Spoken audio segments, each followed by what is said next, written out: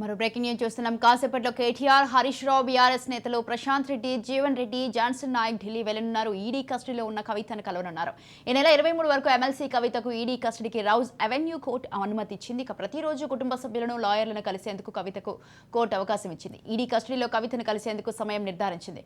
ప్రతిరోజు సాయంత్రం 6 నుంచి 7 వరకు కలిసేందుకు అవకాశం కల్పించింది. ఇక ఇంటి నుంచి ఆహారం తెప్పించుకునేందుకు పర్మిషన్ ఇచ్చిన కోర్టు ఈ నెల 23న కవితను కోర్టులో హాజరుపరచాలని ఈడీ ఆదేశించింది.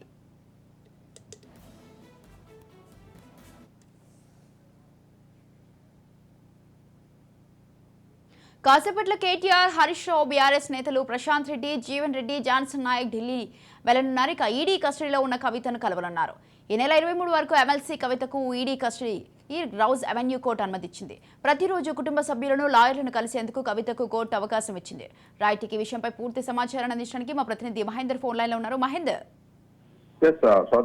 ఢిల్లీ లిక్కర్ స్కామ్ లో అరెస్ట్ అయిన కవితకు అలాగే ఇప్పటికే కవిత భర్త అనిల్ కు నోటీసులు రాగా అతను రేపు సోమవారం నాడు కవిత అనుచరులతో పాటు ఢిల్లీ వెళ్లాల్సింది. అయితే కవిత ఢిల్లీలో లిక్కర్ స్కామ్ లో ఉంది. ఇప్పుడు రిమాండ్ లో ఉన్న నేపథ్యంలో ఇప్పటికే బీఆర్ఎస్ నేతలంతా కూడా ఢిల్లీ బాట పట్టారు. ఢిల్లీ లిక్కర్ స్కామ్ లో బీఆర్ఎస్ కవిత ఈడీ 7 రోజుల పాటు కస్టడీ విధించింది. దీంతో మాజీ మంత్రులు కేటీఆర్, హరీష్ రావు ఇవాళ ఢిల్లీ వెళ్లి కవితను కలున్నారు. వీటితో పాటు మాజీ ఎమ్మెల్యే జీవన్ రెడ్డి, జాన్సన్ నాయక్ హాస్పిటల్కు పయనం కానున్నారు. ప్రతిరోజు సాయంత్రం 6 గంటల నుంచి 7 గంటల మధ్య కవితను కలిసేందుకు కోర్టు ఆదేశాలు ఇచ్చింది, అవకాశం కూడా కల్పించింది. ఈ సమయంలోనే భర్త అనిల్, సోదరుడు కేటీఆర్ తో పాటు హరీష్ రావు, న్యాయవాదులు కవితను కలిసే అవకాశం ఉంది. కాగా కవిత అరెస్ట్ పై ఆమె తండ్రి మాజీ ముఖ్యమంత్రి కేసీఆర్ ఇప్పటి వరకు రెస్పాండ్ అయితే కాలేదు. దీంతో పొలిటికల్ సర్కిల్ లో జోరుగా చర్చ కూడా జరుగుతున్న నేపథ్యం కనిపిస్తుంది. సో ఈ అరెస్ట్ వెనకాల బీజేపీ ఉందని ఇప్పటికే వాళ్ళు ధర్నాలు నిరసన పరిస్థితి కనిపించింది. సో మొత్తానికైతే నిన్న విచారణ చాలా తీవ్రంగా జరిగింది. విచారణలో అనేక విషయాలు కూడా దాటవేసే ప్రయత్నం చేసిన పూర్తి ఆధారాలు ఉన్న నేపథ్యంలో కవితను ఇప్పటికైతే రిమాండ్ కుదించారు. రిమాండ్ తర్వాత తన కస్టడీ కూడా అడిగే అవకాశం ఖచ్చితంగా కనిపిస్తుంది. సో కవిత అరెస్టు తర్వాత, రిమాండ్ లో వచ్చిన తర్వాత తమకు వెసులుబాటు కల్పించారు. కుటుంబ సభ్యులు కలవడం కానీ, సొంత ఆహారం కానీ, బట్టలు కూడా ఎవరైనా సరే తనకు ప్రైవసీ అయితే ఇచ్చిన నేపథ్యం కనిపించింది. సో ఈ నేపథ్యంలో ఇప్పటికే తనకు ఒక భరోసా ఇద్దాం, తన తోడుగా ఉండడానికి ఇప్పటికైతే వీరంతా కూడా ఢిల్లీకి బయలుదేరిన పరిస్థితి కనిపిస్తుంది. అలాగే నేడు ఢిల్లీకి వెళ్ళిన బీఆర్ఎస్ నేతలతో ఈడీలో కష్టంలో వీడెత్తున్న ఈడీ వాళ్ళు ఇక కేసు గురించి మాట్లాడుతున్నట్లయితే ఈడీ కష్టంలో ఈ రోజు వీడియో కూడా తీరున్నారు. ఢిల్లీ లిక్కర్ పాలసీ కుంభకోణంలో అరెస్టున్న బీఆర్ఎస్ ఎమ్మెల్యే కవితకు ఢిల్లీలోని రౌజ్ అవెన్యూ ప్రత్యేక కోర్టు 7 రోజుల పాటు కస్టడీ విషయం అయితే మనకు తెలిసిందే.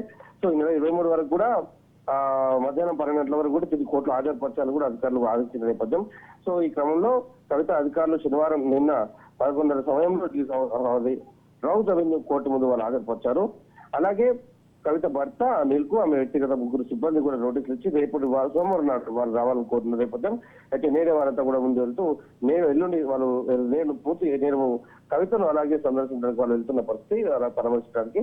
తర్వాత రేపు కవిత భర్త ఈడీ ముందు కూడా హాజరయ్యే అవకాశం ఖచ్చితంగా కనిపిస్తుంది.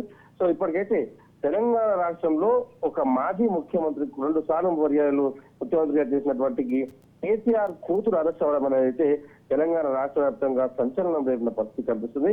సో మరి ఈ పరిణామాలు రాజకీయంగా ఎలా ఉండబోతాయి? ఇప్పటికైతే మాజీ ముఖ్యమంత్రి ఏ చిన్న విషయమైనా స్పందించేవారు. ఇప్పటి వరకు 2 అరెస్ట్ అయ్యి 2 రోజులు గడుస్తున్నా ఇప్పటి వరకు అయితే మాజీ ముఖ్యమంత్రి కేసీఆర్ నుంచి ఎలాంటి వార్త రాలేని పరిస్థితి, ఎలాంటి స్పందన కూడా రాని పరిస్థితి. సో అసలు ఏం జరుగుతుంది తెలంగాణలో అన్నట్టుగా అందరూ ఒక నిశ్శబ్ద వాతావరణం కారణం ఏంటన్నట్టుగా కూడా పరిస్థితి కనిపిస్తుంది. Right, thank you Mahender, thanks for the details.